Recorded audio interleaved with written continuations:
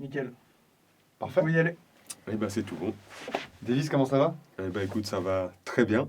On est ravis Voilà, on va recommencer. J'allais dire de t'accueillir, mais non, c'est toi qui nous reçois.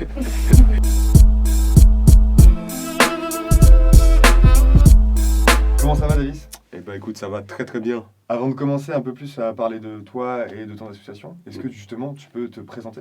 Eh ben, avec plaisir, hein. Je m'appelle Davis Moukala.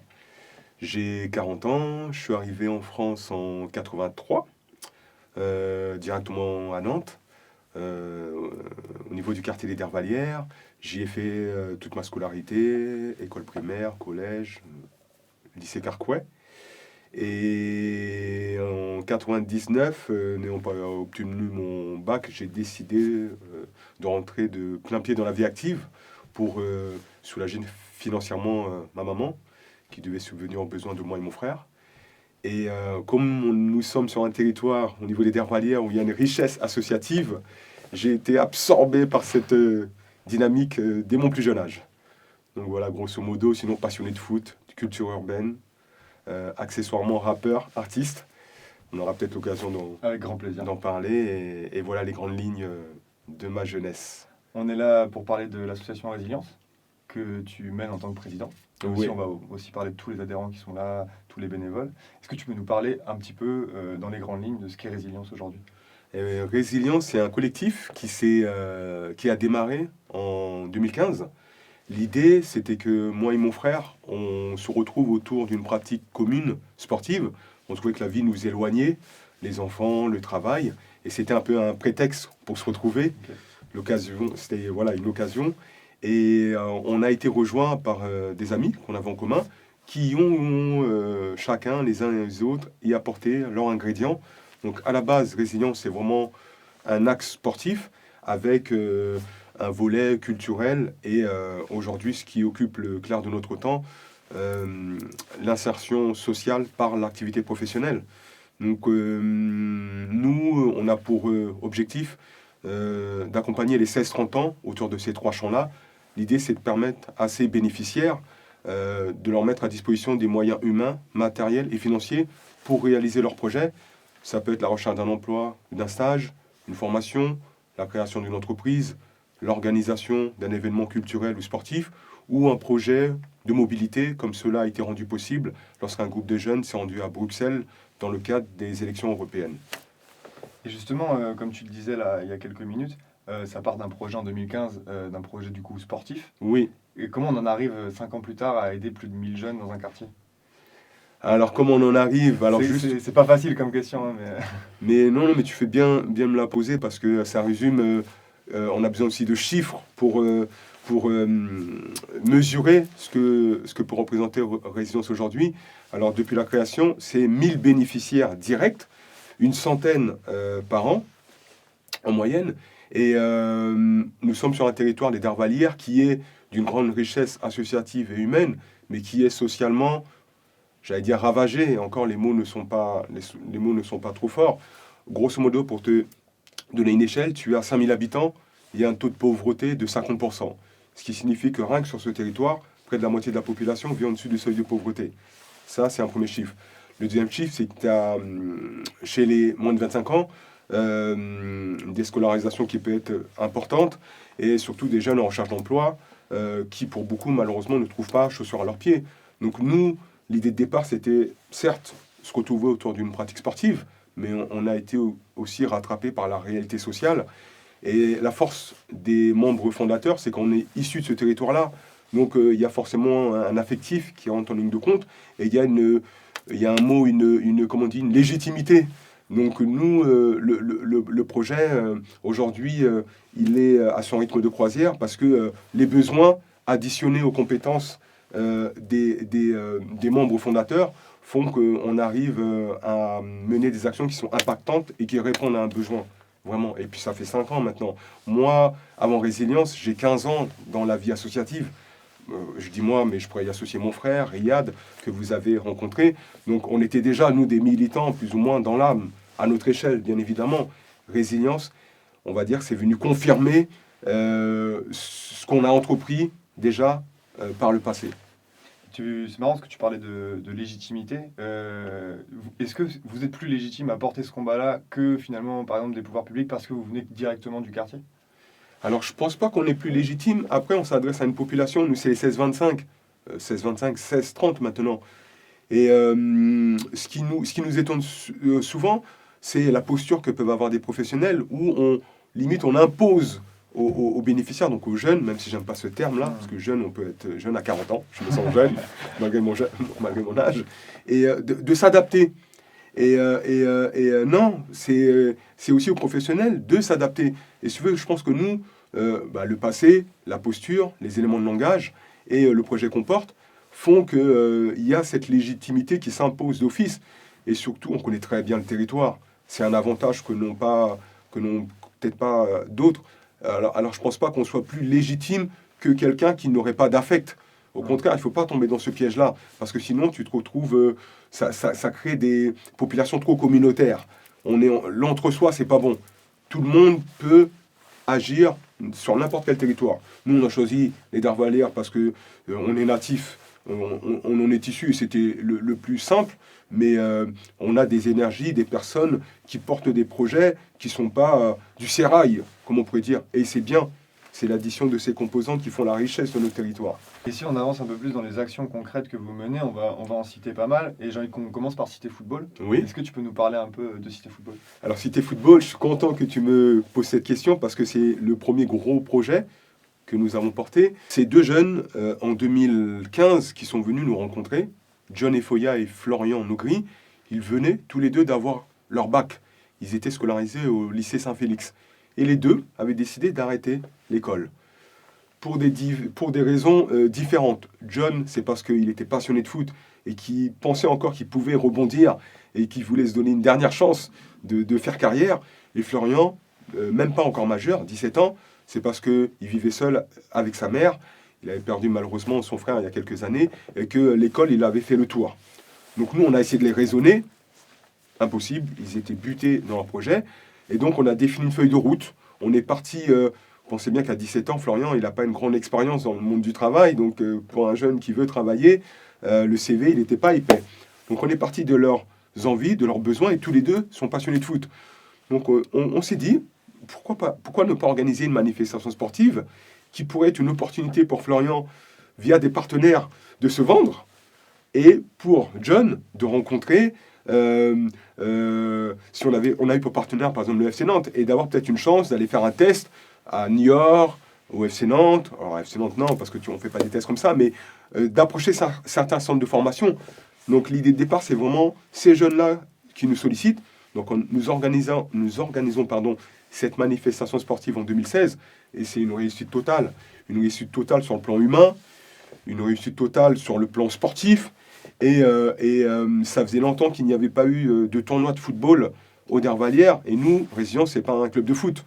C'est une association à but non lucratif qui a pour volet 3 champs. Donc, et c'est au total près de 200 jeunes sur une journée. Et juste pour conclure sur ce projet, la singularité de Cité Football, c'est que c'était la première fois, en tout cas à Nantes, que ça se jouait sur 2 surfaces. Le matin, en extérieur, l'après-midi, en salle. Et nous, on voulait innover. À chaque fois qu'un bénéficiaire il vient nous solliciter, on part de son besoin et on lui impose, mais on se lance des défis. Ok, on va organiser un tournoi de foot, mais tout le monde peut organiser un tournoi de foot. Viens, on voit plus loin, on essaie on pousse la machine. Pourquoi on n'y associerait pas le FC Nantes? Oh, mais le FC Nantes, ils n'ont pas que ça à faire. Mais si on va aller chercher le FC Nantes, on va demander à des joueurs professionnels de venir témoigner sur leur parcours. On ne va pas organiser un débat pendant un tournoi de foot, mais si on va organiser un débat... Les gars, 2 surfaces, mais ça se fait pas 2 surfaces, c'est même risqué pour les chevilles. On fait 2 surfaces, et c'est ça qui fait que Cité Football, ça a marqué les esprits des gens. Ouais, vraiment. Humainement, c'est ouf, et même en termes de symbole. Je trouve ça c'est incroyable de partir de ce projet-là et de le pousser jusque-là. Tout à fait.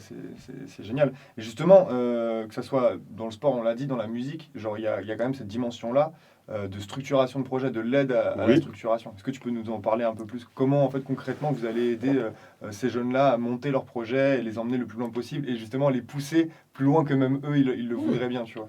Alors nous, ce qu'il faut savoir, c'est que l'association accompagne chaque année un flux naturel d'environ 100 bénéficiaires. Okay. Alors nous allons les aider à mûrir leurs idées, s'acculturer, réseauter, se challenger. Et pour y parvenir, ils sont accompagnés par une équipe de 10 collaborateurs. Ça va être un suivi en collectif ou en parcours individualisé afin d'acquérir des notions en ingénierie de projet, en communication, en comptabilité. Au terme de sas d'accompagnement qui peuvent aller de quelques jours à plusieurs semaines, ils devront avoir gagné en autonomie et surtout monter en compétences. C'est ça l'objectif, c'est-à-dire accompagner pour accompagner, tout le monde peut le faire. Mais l'idée, c'est vraiment qu'ils soient autonomes et qu'ils montent en compétences. L'originalité, c'est que chaque bénéficiaire doit consacrer une partie de son temps et de son énergie pour venir nourrir et faire avancer le projet des autres. C'est un prérequis, c'est une obligation. On n'a pas à insister énormément. C'est-à-dire que les personnes, elles ont déjà ça en eux. Donc, nous, c'est vraiment, pour répondre à ta question, cette montée en compétence. C'est-à-dire que la sollicitation de départ, au terme, il doit y avoir un bagage supplémentaire. Vraiment. Et forcément, on en arrive à Territoire Rap. Oui. Je vais te laisser découler parce que tu vas en parler forcément mieux que moi. Alors, Territoire Rap, 4e édition l'année dernière. Encore une fois, le rap, ça a un peu changé. C'est le courant musical le plus écouté en France. Aujourd'hui, c'est le courant musical le plus écouté. On est d'accord. Mais c'est encore une musique qui souffre d'une image un peu arriérée, dégradée. Et nous, à travers Territoire Rap, l'idée, c'est d'organiser des débats entre des artistes et une population qui n'en écoute pas forcément, dans des lieux singuliers. Une bibliothèque, un musée, maison de quartier. Maison de quartier, c'est un peu plus courant. Donc de faire rencontrer des publics qui ne se rencontrent peut-être pas forcément, quoique, mais dans des lieux atypiques. Et là, si tu veux, il y a la magie qui opère, parce que on est tous animés de bonnes intentions. L'idée, c'est pas de casser du sucre sur le dos du rap. Et le fait que les publics et les artistes se livrent, se confient un peu plus, ça permet d'apprendre aussi à se connaître. Et nous, à travers Territoire Rap, c'est vraiment faire rencontrer des univers qui n'ont peut-être pas vocation à se rencontrer, en tout cas sur ce thème-là. Et ça débat, et on termine toujours par un showcase ou un freestyle. On avait eu, lors de la 3e édition, la chance d'avoir le petit frère de Rof, Iqbal, TLF, qui était venu au Derbalière et qui avait débattu, et ça avait donné lieu à une très très belle rencontre. Encore une fois, pour faire écho à ce que j'ai dit tout à l'heure avec Cité Football, organiser un débat avec des artistes rap et des publics qui écoutent du rap dans une salle de concert, oui, ça peut paraître un peu bateau. Venez, on pousse un peu le truc un peu plus loin. Un lieu atypique avec des publics qui n'en écoutent pas forcément, qui ont peut-être des préjugés. Et c'est ça qui va faire avancer le débat, qui va permettre de le nourrir. Et c'est ça qui est intéressant sur tout ce projet-là, c'est qu'en fait, vous essayez d'aller au-delà des clichés et justement aussi de remettre le rap dans des cases culturelles, alors qu'il en est tout constamment sorti. Tu parlais des bibliothèques, des maisons de quartier, ce genre de choses. Et du coup, il y a vraiment cette envie-là au sein de Résilience, c'est-à-dire de démonter les clichés et de montrer que non, le rap, c'est pas juste des gros mots, c'est pas juste des insultes, c'est pas juste un texte à la con, c'est beaucoup plus construit que ça. Les mecs, ils vont vraiment plus loin, ils travaillent. Là, on est dans un studio. Aujourd'hui, le métier de beatmaking, c'est un vrai métier. Oui. C'est vraiment quelque chose dont tu peux vivre, rappeur aussi. Donc il y a vraiment cette envie-là de démonter les clichés et de montrer vraiment ce qu'est la réalité de cette culture-là, en fait. Exactement. On a tous un peu des cloisons invisibles dans notre esprit, et pour certains, c'est des cloisons qui sont bien solides. Donc on essaye de faire tomber un peu toutes ces barrières, et tant qu'il y a du débat, on est sur le bon chemin. Tant que les gens échangent et débattent entre eux, ils en ressortiront grandis. À partir du moment où il n'y a plus de discussion, les gens s'évitent et restent sur leurs préjugés, comme sur leur position. Là, c'est là que le danger peut commencer, vraiment. Et comment on arrive à toujours avoir, c'est une question un peu bête, mais comment on arrive à toujours avoir cette envie d'aller convaincre les gens tout le temps ? Parce que tout à l'heure, j'ai évoqué que j'avais, ça y est, 10, 20, 30, 40 maintenant. Mais le fait de côtoyer, entre guillemets, cette jeunesse, l'avenir, c'est vous, même quoi que je m'en exclue pas vraiment, mais ça te permet de te remettre en question. Le fait d'être en contact d'une personne comme Wilson, moi, si tu veux, ça me bouscule dans mes certitudes, dans ma façon de fonctionner, dans ma vision que j'ai. Et tant que je suis au contact de personnes qui ont cette énergie, cette envie, cette soif, forcément, ça te nourrit toi aussi. Et ça te pousse à aller. Je dis pas que c'est facile tous les jours. Je dis pas qu'il n'y a pas des moments où on n'a pas envie de jeter l'éponge. On a, à travers le projet Résilience, eu des difficultés dont vous pouvez même pas imaginer. Là, on est dans dans un Là, beau tout studio. est beau, là. un Faut beau- qu'on le mais dise, on s'est fait accueillir comme des rois, tout est beau, tout est bien, c'est magique. mais c'était un combat. Un combat parce que nous-mêmes, de par notre souhait de porter ce projet-là, eh ben, ça a renvoyé certains clichés. Ah, jeunes de quartier qui veulent aider d'autres jeunes, c'est du déjà vu. Est-ce qu'ils vont avoir les épaules assez solides pour gérer, pour accompagner? Et ça a été difficile de se faire entendre. Donc, on est encore une fois sur des territoires. Nous sommes au Dervalier, on préparait du Breil, de Bellevue, ce qu'on appelle les QPV, les quartiers politiques de la ville, qui regorgent vraiment d'envie et d'énergie, mais pour lequel il y a des manques. Donc, je pense que tant qu'il y aura ces difficultés que peuvent rencontrer, même si le projet de résilience ne s'adresse pas uniquement à une population des quartiers prioritaires, mais tant qu'il y aura ce besoin, eh ben, il y aura une résilience, cette envie de soutenir les projets des uns et des autres. Mais c'est ça en fait, et comment t'expliques finalement ce manque-là en fait, comment, je trouve ça génial, résilience, je ne remets pas ça du tout en question, mais comment t'expliques en fait que ce soit vous qui deviez faire ce boulot-là et qu'il n'est pas fait en fait si vous le faites pas? Tu vois ce que je veux dire quand je dis ça? Parce que déjà, tout le monde ne se bat pas pour venir travailler au Dervalière. C'est un peu comme la carte scolaire. Quand tu donnes le choix à un prof, le choix de son établissement, je pense que si tu, Ouais, bien sûr, s'il peut choisir le centre bah, c'est humain même, de clairement. vouloir travailler dans les bonnes conditions, d'avoir les outils, les équipements. Et donc déjà, je pense que il y a une volonté politique de mettre des moyens. Ça, franchement, on ne peut pas attaquer les pouvoirs publics à ce niveau-là. Mais ça ne suffit pas. Est-ce que C'est-à-dire- c'est fait de la bonne façon et dans les bonnes... Alors déjà, non. C'est pas fait forcément de la bonne façon parce que c'est beaucoup les mêmes qui en profitent. Nous, encore une fois, dès la première année, Résilience avait, au vu du bilan qui est présenté, cette légitimité d'avoir des moyens supplémentaires. Il nous a fallu 4 ans pour 3 ans pour avoir un bureau de 9 mètres carrés. Pendant 3 ans, on faisait passer des entretiens dans des cages d'escalier, dans des voitures, dans des appartements, pour certains ou en extérieur. 3 ans pour avoir un bureau de 9 mètres carrés qui était libre pendant 3 ans. C'est-à-dire que nous, on avait identifié un bureau, on avait fait une demande, et la municipalité, enfin, certains services de la municipalité ont préféré, on ne peut pas arriver à des aberrations comme ça. Bien Parce que sûr. c'est tout ça qu'il faut éviter. Et je pense qu'on a aussi, nous, notre part de responsabilité, parce qu'on n'a peut-être pas, dans nos process, une façon de faire qui est adaptée. Donc on y travaille aussi. Mais je pense que le manque, il vient de toute une addition de choses. Ça commence déjà par les pouvoirs publics qui devraient être au plus près des besoins. Je pense qu'en termes de ressources, je vais te citer un exemple. On a un bureau là qu'on va innover dans pas longtemps. Aujourd'hui, il y a un terme qui s'appelle le coworking, qui est à la mode. Tous les espaces de coworking sont au centre-ville.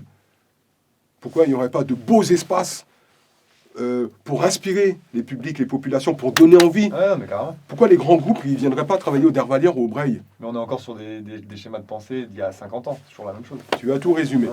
Donc tant qu'on n'aura pas fait tomber cela, eh ben, on se retrouvera avec les mêmes difficultés qui concernent les mêmes personnes.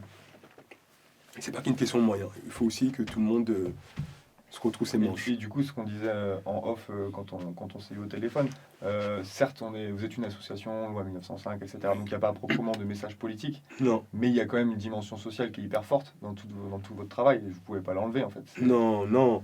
C'est un peu comme la phrase je crois que c'est Lino, quand il dit qu'il prétend faire du rap sans prendre position. Tu peux pas te lancer à corps perdu dans un projet associatif comme celui de Résilience en excluant les courants politiques qu'il peut y avoir sur ton territoire. Ça, c'est impossible parce que c'est se tirer une balle dans le pied. Donc il faut forcément prendre la température de ce qui existe, des ressources, aller sans prendre forcément la parole pour s'acculturer. Sinon tu n'as pas cette crédibilité. En tout cas, ça te permet de prendre de la hauteur. Ok, il y a ce jeu politique, il y a ce jeu associatif, il y a ces territoires. Donc forcément, Résilience travaille, peut-être pas main dans la main, mais au contact des pouvoirs publics, donc des différents partis, pour faire avancer le projet. Maintenant, on est, nous, apolitique. Il n'y a pas certains votes, d'autres pas. Certains ont une sensibilité, d'autres en ont une autre. Il y a toujours eu ce souci de ne pas être récupéré. Oui, bien Vraiment, sûr. Ouais. éviter. Mais je parlais pas forcément d'encartade, pas se référer forcément à des partis et tout, mais juste avoir une sensibilité, comme tu le disais. Ouais, C'est obligatoire. ouais, c'est obligatoire, on est humain. Et puis tu peux pas être militant comme on l'est à vouloir soutenir les énergies, ou en tout cas accompagner des bénéficiaires potentiels, en excluant totalement tout courant, en tout cas tout ce qui se joue politiquement sur ton territoire. Et comment, là tu le disais un peu tout à l'heure, comment tu penses que la culture est genre intrinsèquement liée à tout ce travail-là? Genre, pourquoi c'est un des fers de lance aujourd'hui de résilience? Et pourquoi vous voulez l'emmener le plus loin possible? C'est une aberration. Quoique les bibliothèques sont ouvertes. Mais je pense que si tu veux, quand tu es à la place que peuvent être des populations en difficulté, le sport et la culture permettent de se sociabiliser. Vraiment, c'est une ouverture vers l'extérieur en fin de compte, la culture. Que ce soit par le breakdance, la musique, il y a beaucoup de gaming en ce moment, tout ce qui est le e-sport, ça te permet de créer des rencontres, ça te permet d'aller vers l'autre. Et c'est ça la richesse de la culture. Discuter, d'échanger, avec tout des gens à fait. Que tu connais pas, qui sont différents de toi. C'est vital. Ouais, à fond. Vraiment. Et nous, on s'y retrouve à travers ça. Donc c'est la musique, c'est la composition, musique assistée par ordinateur, mais c'est la mode, c'est la culture culinaire. La culture est incontournable, encore plus quand tu es dans la difficulté. Justement, tu nous parlais de la composition, tu peux nous parler un peu de cet endroit-là incroyable dans lequel on est? Oui, avec plaisir. Vous êtes dans ce qu'on appelle le labo, donc un outil de travail, le studio d'enregistrement que nous gérons, qui a une belle histoire parce que anciennement, cet équipement-là était géré par une association qui s'appelle Rapacité, Rapacité Production, et à Nantes, en tout cas au Dervalien, nous sommes tous un peu les enfants de Rapacité. C'est vraiment eux qui ont, alors pas seuls, mais posé un étendard sur l'étendard du rap nantais à l'échelle de la France. On peut aussi citer Hocus Pocus et bien d'autres, mais Rapacité sont vraiment les premiers artistes nantais qui ont pris, en tout cas, qui ont souhaité développer toute cette culture du rap à l'échelle de la ville. Donc le projet de Rapacité a duré une vingtaine d'années. Et lorsque la ville a déposé un appel à projet, elle avait identifié des forces vives. Résilience en faisait partie. Et on a pu, avec d'autres entités, réfléchir autour d'un projet. Et la ville de Nantes, aujourd'hui, nous fait confiance en nous mettant cet équipement à disposition. Et ce qu'il faut savoir, c'est que Wilson accompagne à peu près par mois une quarantaine d'artistes qui se retrouvent dans des conditions, si ce n'est pas professionnel, c'est semi-professionnel. Et le plus important, c'est que le coût ne soit pas une barrière. Jusqu'à aujourd'hui, je ne sais pas si c'est nécessaire de le dire parce que ça peut faire appel d'air, le coût est gratuit. Les choses vont évoluer parce qu'il y a aussi une réalité économique, mais on avait besoin de se tester. Et si on veut rendre la culture accessible, il ne faut pas qu'on ait des prix trop prohibitifs. Mais le studio voit passer régulièrement des talents. Et tu parlais de territoire rap, on souhaite organiser un festival d'ici un an. Le fait d'avoir un outil comme celui-ci, ça nous permet de travailler dans des conditions vraiment optimales. Vraiment. Tu parlais de Wilson, il y a Riyad aussi qu'on a rencontré tout à l'heure. Oui. Tu peux nous parler un peu de ses missions au sein de l'association? Alors Riyad, arrivé non, puisqu'il fait partie des 7 membres qui ont créé l'association en 2015, qui ont lancé le collectif en 2015 et création de l'association en 2017. Et aujourd'hui, Riyad, lui, il est chef de projet sur tout le volet inclusion sociale par l'activité professionnelle. Tout ce qui trait à l'emploi, l'entrepreneuriat et la formation. Et c'est un besoin, en tout cas, lui, il a cette posture de connaître très bien la ville de Nantes, donc d'avoir ses entrées un peu partout. Donc il est très bien identifié et il accompagne sur le volet emploi, entrepreneuriat, création d'entreprise, recherche d'emploi. Et c'est une grosse année. Sa présence, alors cumulée à l'actualité malheureusement, vont nous permettre d'atteindre, en tout cas en termes de chiffres quantitativement parlant, qu'on n'avait pas encore atteint jusque-là. C'est une bonne chose, mais ça veut dire malheureusement qu'il y a encore beaucoup de besoins sur nos territoires. Et j'en arrive à ma dernière question. Qu'est-ce qu'on peut vous souhaiter pour 2021 ? Pour 2021, qu'est-ce qu'on peut nous souhaiter ? Qu'est-ce que vous pouvez nous souhaiter d'être toujours présent en 2021, 2022, 2023 ? de continuer à grandir, d'être toujours passionné par ce qu'on fait. Tant qu'il y a la passion, c'est positif. À partir du moment où vous faites les choses un peu en reculant, là, il faut se poser des questions. Et je pense que ce qui fait la réussite des projets, c'est l'amitié qui nous lie et la confiance. Au Résilience, c'est une centaine de bénéficiaires. C'est un noyau dur de 10 personnes. C'est pas toujours facile au quotidien, mais les uns et les autres se remettent en question quand il faut. Et tant qu'il y a cette sincérité qui cimente, qui lie chacun des membres, tout le monde sera gagnant.